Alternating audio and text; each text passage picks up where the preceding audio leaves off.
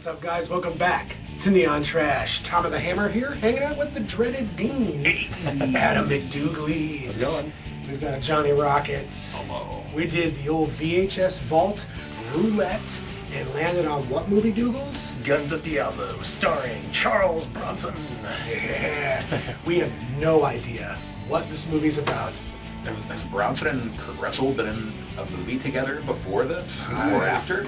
I think they have, yes. Have they? Yes. Questions we will answer after these messages. Okay. So stay tuned. Check out that motherfucking trailer. Peep That shit. And when we get back, you guys are going to know our opinions on Guns of Diablo.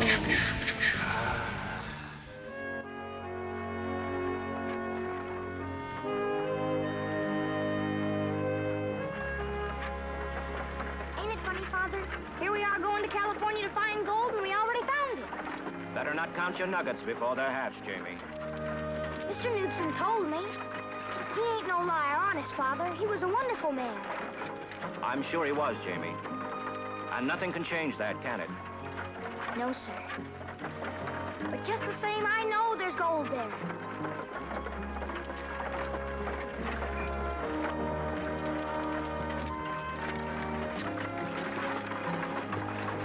It's a long trip ahead of us.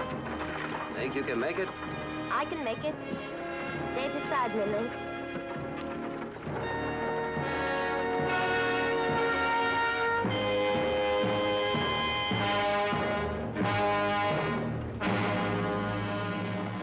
Guns of Diablo. Yes. And I'll tell you one thing, it definitely did blow.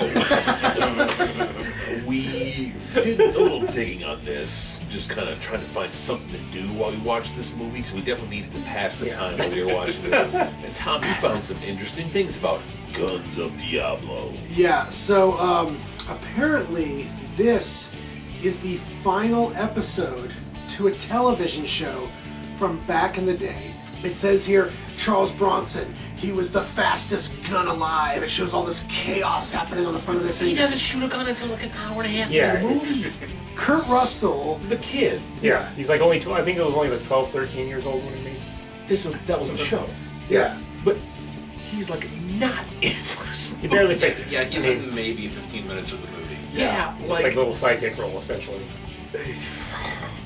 The thing about, it's VHS night, and the thing about VHS back in the day, and it's a cruel fact of life, was often, with the way it was packaged, with the way the advertisements were, you occasionally fell victim to deceptive advertising. yeah.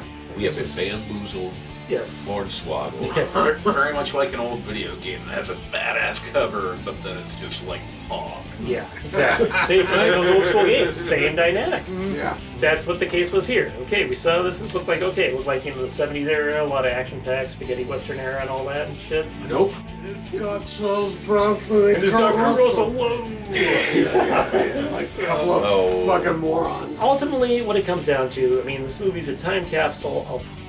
For what it was and for who it had in it, I'll bump it up to... if this didn't have actors I loved in it, I'd probably give it a 2. As it stands, I'd give it a 3 just because it had engaging performers that I like. I would give it a 2, but you know what? I'll bump it up to a 3 because there was a pretty cool scene at the very end. So 3. 3 for me. What to say that you guys haven't already? I don't know. It reminds me of when I was out in California with my dad. Like, I would go out there for summers, and there'd be like a family get together, and he would always put on the most boring, like old Western crap, and I felt like I was back there again. Oh no, we triggered some deep repressed memories from the theater. And it's like my dad wouldn't let me bring my Game Boy to family functions. We're not Susan Oliver from Star Trek, folks, so, aficionados will know. So, green skin chick from, the pilot episode.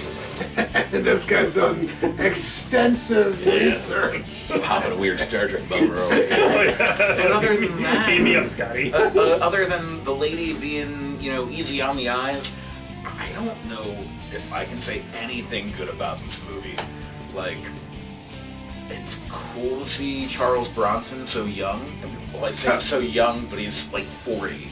But that's young in comparison to most of his movies. Yeah, use that old grizzled Charles Bronson. Like, he still looks relatively young here. So. Yeah. And it's like neat to see a very young Kurt Russell. It's that bad, folks. I mean, it's never a bad time drinking with these fellas, but that being said, that will always be 10 out of 10. That being said, it's going to take a while for me to forgive Adam for picking this.